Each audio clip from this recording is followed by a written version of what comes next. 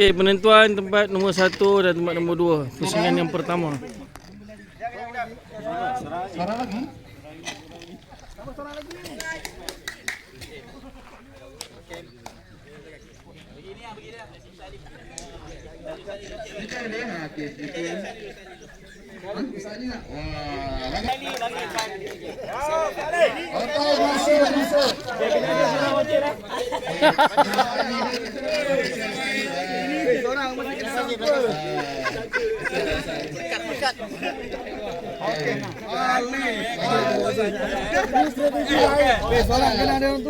Kumpulan dijangka menang kumpulan sana. Ni kumpulan ni dijangka menang lah. Boleh tahan juga dia punya pacak belakang tu. Okey. Okey, penentuan tempat nombor 1 nombor 2.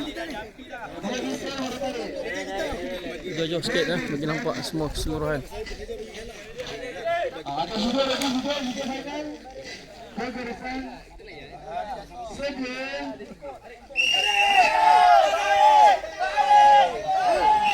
Sudah dijangka. Okey, pusingan kedua. Pusingan kedua tempat nombor 1 nombor 2. Tukar orang Pusingan pertama tadi orang lain, pusingan kedua orang lain, tapi penentuan untuk 1 dan 2. Santai generasi yang ketiga tahun 2016. Semua tarik kita tolak. Belum. Ini seorang. Sudah okey. Okey, ke barisan. Jangan tarik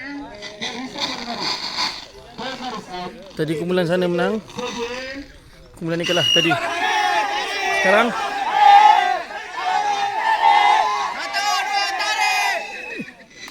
okey, seri.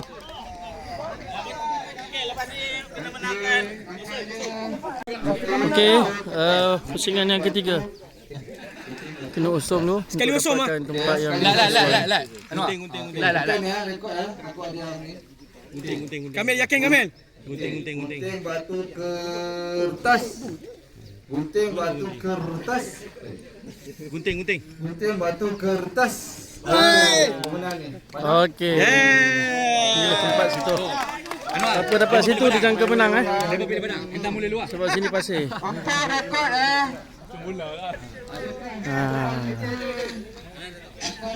Setakat ni hanya satu kumpulan saja yang boleh menang dekat situ. Sebab situ berpasir. Kebiasaannya siapa duduk sini akan menang.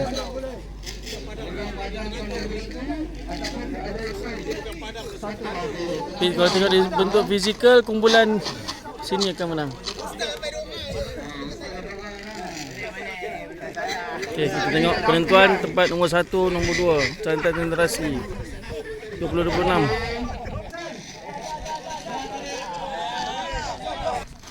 Cepat. Okey. Sana.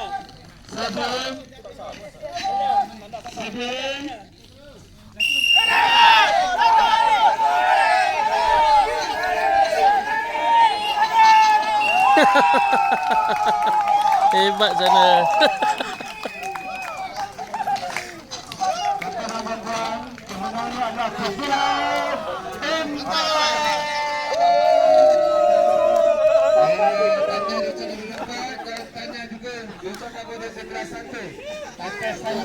cukup sangat diberikan dengan tampaknya pelayanan akhir tadi kita tak ada orang tadi.